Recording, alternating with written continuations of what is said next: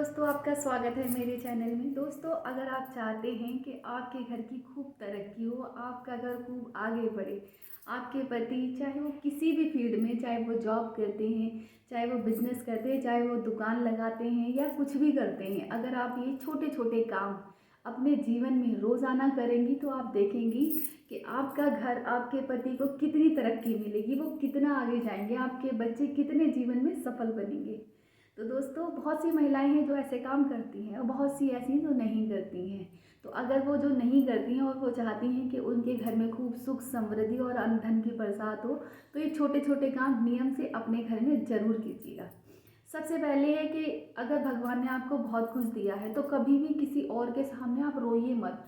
बहुत से लोगों की क्या आदत होती है कि हर किसी के सामने कि हम तो बहुत गरीब हैं, हमारे पास कुछ भी नहीं है। तो आपको किसी के भी सामने झूठा रोना नहीं रोना है। इससे क्या होता है, भगवान आपको देखते हैं, भगवान को लगता है कि देखो मैंने इसको इतना कुछ दिया है, लेकिन उसके बाद भी ये कितना औरों के सामने झूठ में रोए जा रहा है। तो इस बात का आपको ख्याल रखना है, कभी भी किसी के सामने आपको झूठा रोना नहीं रोना और दिखावा भी नहीं करना। ऐसा नहीं कि मेरे पास बहुत कुछ है, नहीं है, ठीक है। तो जो है जैसे है किसी को बताइए मत, क्योंकि अगर आपकी कंडीशन अच्छी होगी तो लोगों को धीरे धीरे अपने आप ही पता चल जाएगी कि आप कितने पानी में, आपको बताने की ज़रूरत थोड़ी ना है, ठीक है। सेकंड है कि कभी भी अपने बच्चों को या अपने पति को हमेशा ध्यान रखिए कि भाई कोई शर्ट में बटन ना निकला हो या किसी की सिलाई उधड़ी ना हो। हमेशा इस बात का ध्यान रखेंगी कि भाई पहली बात तो उनको ढंग के कपड़े पहनाइए, साफ कपड़े पहनाइए। और किसी की अगर सिलाई खुल गई है, बटन निकल गया है, तो उसकी सिलाई को आप लगा दीजिए, सिल के बनाइए, बटन लगा दीजिए। कभी भी फटे हुए कपड़े ना तो आप खुद पहने, ना अपने पति को पहनाएं और ना ही अपने बच्चों को पहनाएं। इस बात को आपको ध्यान रखना है। थर्ड है, घर में अगर जैसे रसोई में कोई बर्तन होता है, चटक जाता है या टूट जाता है, तो आपको इस बात का ध्यान रखना है। टूटे हुए बर्तन या चटके हुए बर्तन घर में एक गरीबी का एक बहुत बड़ा मुख्य कारण होता है। तो इस बात का आपको ध्यान रखेंगे कि कभी भी बच्चे बर्तन जो आपके टूट गए हैं या चटक गए तो उनको तुरंत हटा दीजिए, कभी भी उसको रसोई में मत रखिए। फोर्थ है दोस्तों कि अपने घर में हमेशा जो भी गंगा जल होता है ना, बेशक चलिए थोड़ा है तो उसको पानी में मिला लीजिए और सुबह जब आप पूजा करती हैं, पूजा करने के बाद अपने घर में उस जो गंगा जल से रोज़ाना छिड़काव करिए। जब आप पूरे घर में गंगा जल से रोज़ाना छिड़काव करती हैं तो इससे क्या होता है, जो घर की आपकी नेगेटिविटी होती है या नकारात्मक चीज़ होती हैं वो धीरे धीरे ख़त्म होना शुरू हो जाती हैं। कोई भी चीज़ें आपकी गलत घर में कुछ इफेक्ट करेंगी ही नहीं और आपके घर की बहुत ज़्यादा उन्नति भी होगी। उसके आगे कभी भी अगर आपके दरवाजे पर कोई भिखारी आ जाता है या कोई मांगने वाला आ जाए तो कभी भी उससे बहस मत करिए, उसको उल्टा मत करिए। जिस भी लायक है आपके पास कुछ भी है उस आप उसको दे दीजिए 10-5 रुपये। कई बार क्या होता है कि आप लोग क्या होता है ट्रैफिक में फंस जाते हो। ट्रैफिक में आपने देखा होगा कि बहुत से लोग हैं जो कि आपसे आके मांगना शुरू हो जाते हैं। तो आपको क्या करना है, एक तो चोरों से भी रहना है आपको सावधान कि भाई कहीं आपके साथ कोई चोरी चकारी ना हो, उससे भी आपको बचना है। और कई बार ना बच्चे होते छोटे छोटे तो उनको थोड़ा सा दया अपने मन में दया का भाव रखिए और उन बच्चों को बेशक 10-5 जो भी आपसे बने आप उनको ज़रूर दीजिएगा। उससे क्या होता है ना, गरीब लोगों की आपको दुआएं मिलती हैं। इससे क्या होता है ना, आपका परिवार बहुत आगे बढ़ता है।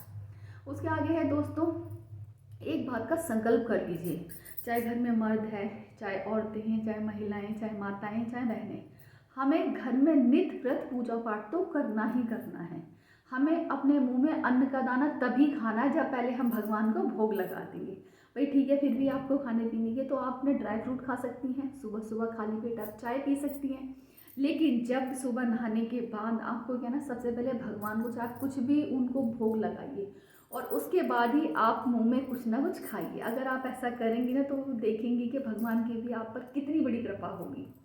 उसके आगे है दोस्तों कि जो भी पहले तो क्या है ना, रोज़ाना कोशिश करिए कि आप रोज़ाना घर के अंदर वो करें सुंदरकांड। अगर चलिए रोज़ाना नहीं कर सकते हैं, टाइम नहीं है, भी आज की लाइफ सबकी बिजी है, किसी के पास किसी के लिए टाइम ही नहीं है, तो मिनिमम मंगलवार को और शनिवार को 2 दिन एक ऐसे रखिए कि जब आपको सुंदरकांड पढ़ना ही पढ़ना है। अपने घर में नियम बना लीजिए कि मुझे मेरे घर में सुंदरकांड ज़रूर पढ़ना ही पढ़ना है। और जब आप सुंदरकांड पढ़ें तो हनुमान जी को लड्डू का भोग ज़रूर लगाइए, क्योंकि हनुमान जी को क्या है ना, लड्डू का भोग बहुत प्यारा होता है, बहुत उन्हें अच्छा लगता है। तो अगर आप चाहे मंदिर में चाहे अपने घर में जहाँ पे भी आपको सुटेबल लगे तो आप हनुमान जी को मंगलवार को या शनिवार को लड्डू का भोग जरूर लगाइए और सुंदरकांड का पाठ जरूर कीजिए। और उसके आगे है दोस्तों, कभी भी ना सफाई के पीछे ऐसा नहीं है कि आप सफाई के लिए आप सफाई करनी है घर में और उसके लिए आप पागल हो जाती हैं। कई औरतें हैं कि भी सफाई करें, भी हम तो पोछा मार रहे हैं, हम तो सफाई कर रहे हैं, तो वो क्या करती हैं, अपने जो उनके हस्बैंड है उनका अपमान करती है, अपने बच्चों का, या जो घर में आपके बड़े बुजुर्ग हैं, सास हो, तो किसी का भी आपको अपमान नहीं करना है, किसी की बेइज्जती नहीं करनी है। सफाई करिए लेकिन सबका सम्मान भी करिए। तो दोस्तों ये छोटी छोटी बातें हैं जो महिलाएं अगर घर में ध्यान रखें तो वो देखेंगी कि उनका घर कहाँ से कहाँ जाएगा। और उसके आगे दोस्तों एक बात का और ध्यान रखिए कि कभी भी अगर आपके घर में कोई गेस्ट आए तो उनका कभी भी अपमान मत करिए। भगवान, जो गेस्ट होते हैं वो भी एक तरीके से भगवान का ही रूप होते हैं, उनका भी हमेशा सम्मान करिए। जितना भी आपसे जिस लायक है आप उनकी सेवा भाव से करिए, तो आप देखेंगे कि भगवान आपसे कितने खुश होंगे। उम्मीद करती हूँ आज आपको मेरा वीडियो अच्छा लगा होगा। आप जहाँ पर भी रहें स्वस्थ रहें, खुश रहें और मस्त रहें। अगर मेरा वीडियो अच्छा लगा हो तो लाइक और सब्सक्राइब ज़रूर कीजिएगा। राधे राधे।